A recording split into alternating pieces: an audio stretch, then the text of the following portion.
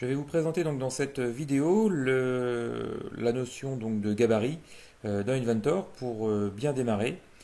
Vous venez de démarrer le logiciel, vous tombez sur cette page d'accueil.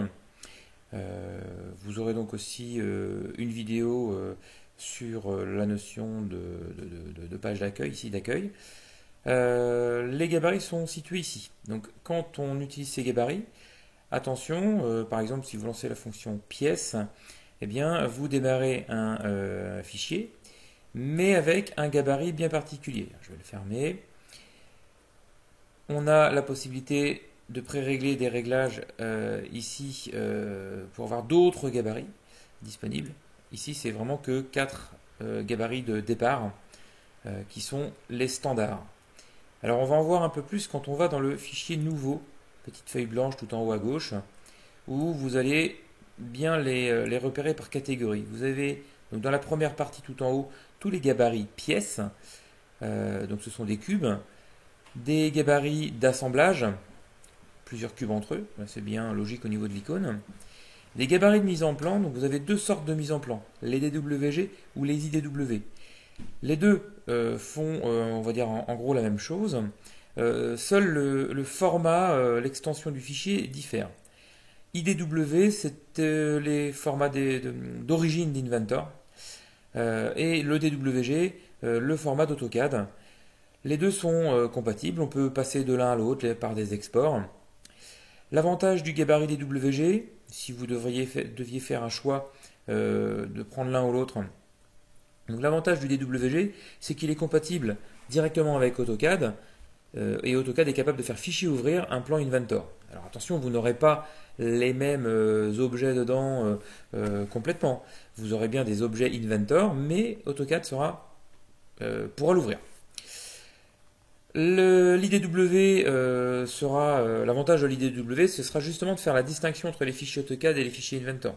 Si vous avez encore beaucoup de fichiers AutoCAD, je peux vous conseiller d'utiliser uniquement des fichiers IDW qui vous permettront de distinguer sur le disque dur les dessins AutoCAD des dessins Inventor.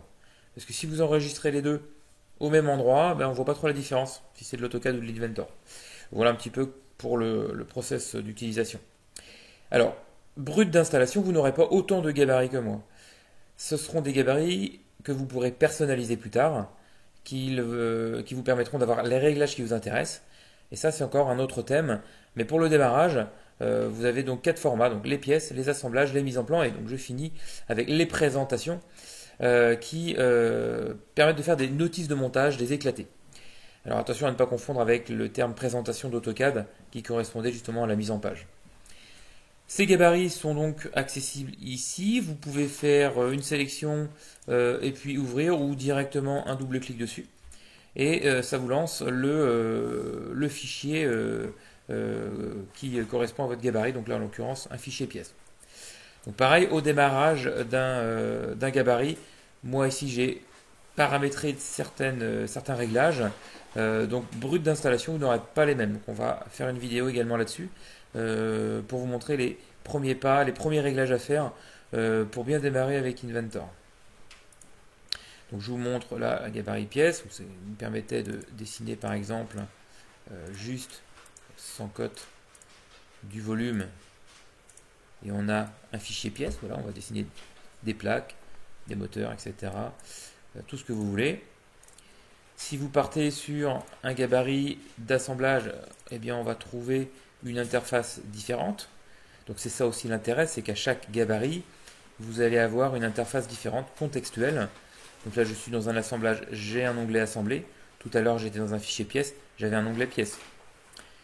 Le navigateur sur le côté va lui aussi être contextuel. Je vais avoir une liste de pièces disponibles ici, je vais pouvoir placer des composants, que je vais pouvoir aller chercher dans mon espace et placer de multiples fois. La mise en plan, également, je vais prendre mon gabarit. Là, il y aura certains réglages de fait, notamment des cadres, des cartouches avec des logos. Mais le principe reste le même, c'est que vous aurez une feuille et la possibilité de créer des vues de base, choisir les fichiers que vous voulez mettre en plan, placer localement, faire des vues ISO, des cotations, des coupes, etc.